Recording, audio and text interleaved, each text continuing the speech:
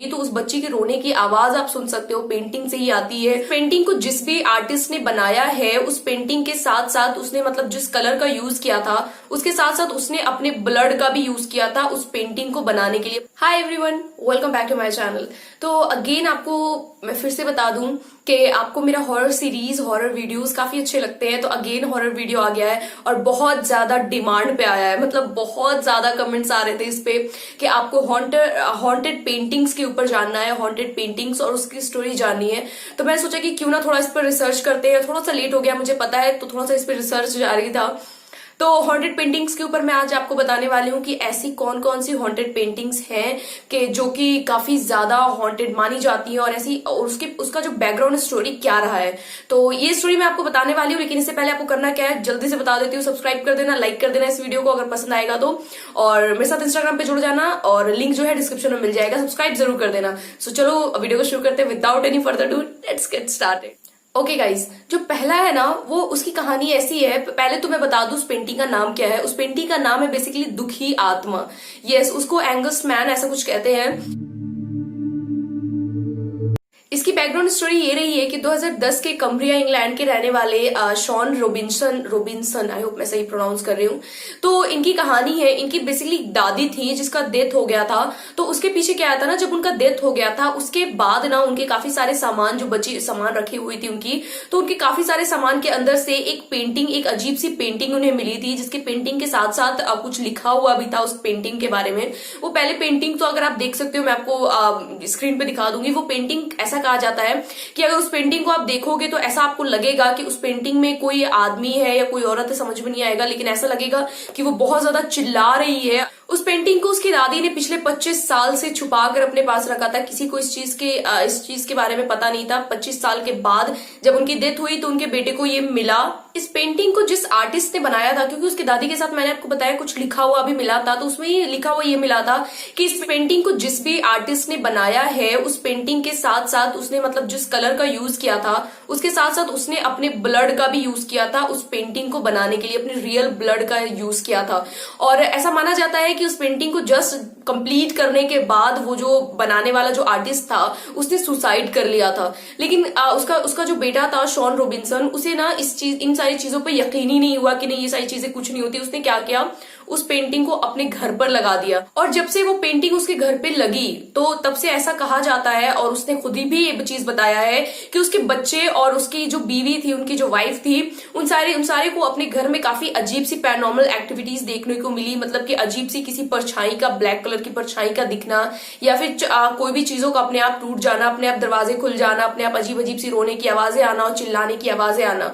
तो जब से वो पेंटिंग वहां टंगी थी तब से ये सारी चीजें शुरू हुई थी। तो जैसे जैसे वक्त गुजरा, फिर भी जो शॉन था उसे यकीन नहीं होता था, लेकिन जैसे जैसे वक्त गुजरा उसके बच्चे, उसकी बीवी ने बताया कि ऐसी ऐसी घटनाएं हमारे घर में हो रही है, और उसने भी काफी सारी चीजें फील की थी। तो उसे लगा कि ठीक है, आई थिंक ये श्रापित पेंटिंग है, इसके साथ कुछ ना कुछ तो गड़बड़ है। उसने क्या किया, उस पेंटिंग को अपने किसी गराज वगैरह में, जो जहां फालतू की चीजें रखी हुई थी वहां पैक करके उसने रख दिया कि उसकी फैमिली से कम वो दूर रहेगा पेंटिंग, तो कोई प्रॉब्लम नहीं होगी।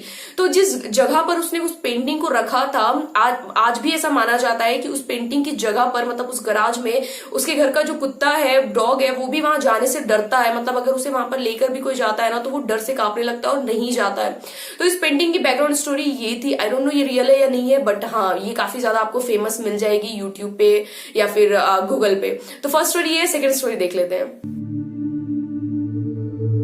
जो सेकंड पेंटिंग है ना, उसकी पेंटिंग का नाम है द डेड मदर। इसके कहने का मतलब ये है, इसकी बैकग्राउंड स्टोरी ये है कि एडवर्ड मड एक आदमी थे जो कि काफी 19वीं सदी के काफी ज्यादा मशहूर आर्टिस्ट रह चुके हैं। वो उनकी स्टोरी ये थी ना कि वो मतलब बचपन से ही वो बहुत ज्यादा निराश, उनकी जिंदगी बहुत ज्यादा पेनफुल गुजरी है, इसलिए क्योंकि जब वो छोटे थे तभी उनकी मतलब बहुत कम उम्र में उनकी मम्मी पापा और भाई बहन जो भी थे सभी का डेथ हो गया था। ट्यूबरक्लोसिस नाम की बीमारी से सभी ग्रस्त थे। मतलब उनको वो सारी बीमारी की वजह से, ट्यूबरक्लोसिस का मतलब होता है टीबी की बीमारी। नॉर्मली हम अपनी लैंग्वेज में उसे टीबी की बीमारी कहते हैं, लेकिन उसका जो फुल फॉर्म आई थिंक निकाला जाए तो ट्यूबरक्लोसिस होता है। तो ये जो बीमारी है ना, इस चीज से वो उनकी पूरी फैमिली ग्रस्त थी, और उस वजह से ना काफी जब उनकी उम्र बहुत ज्यादा कम थी तभी उनकी फैमिली मेंबर्स की डेथ हो गई थी। इस वजह से वो काफी ज्यादा उदास रहते थे क्योंकि वो बहुत अकेले थे। लेकिन उनका जो मतलब जो फादर होते हैं, फादर मीन्स उनके पिता नहीं, मतलब जो चर्च में फादर होते हैं ना, जो जाने माने प्रीस्ट वगैरह आप कह सकते हो,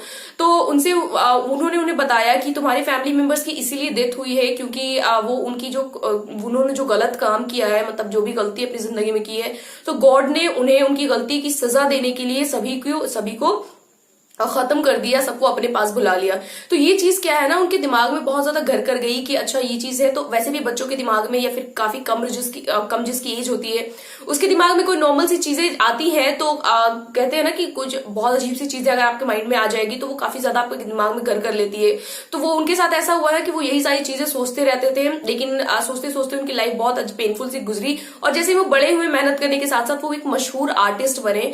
अब वो आर्टिस्ट बने, उन्होंने काफी सारी पेंटिंग्स बनाई जो काफी ज्यादा फेमस हुई। और उसके साथ साथ एक पेंटिंग का नाम था द डेड मदर। उस पेंटिंग में आप देख सकते हो एक बच्ची के रोते हुए दिखाया गया है, और उसके साथ साथ उसके पीछे उसकी माँ है जो कि टीबी की बीमारी, मतलब ट्यूबरक्लोसिस की बीमारी से ग्रस्त है, और वो पीछे एक चादर ओढ़कर सोई हुई है, और उसके साथ साथ सामने बच्ची जो रो रही है। ऐसा माना जाता है उस पेंटिंग को अभी भी देखकर, और पहले भी ये माना जाता था कि उसने, जो आर्टिस्ट ने बनाया है, उसने अपनी जिंदगी की जो कहानी है, जो उन्होंने झेला है अकेलापन, दर्द, उस चीज को ना उस कहानी में, उस पेंटिंग में उसने दिखाने की कोशिश की है, ऐसा माना जाता है।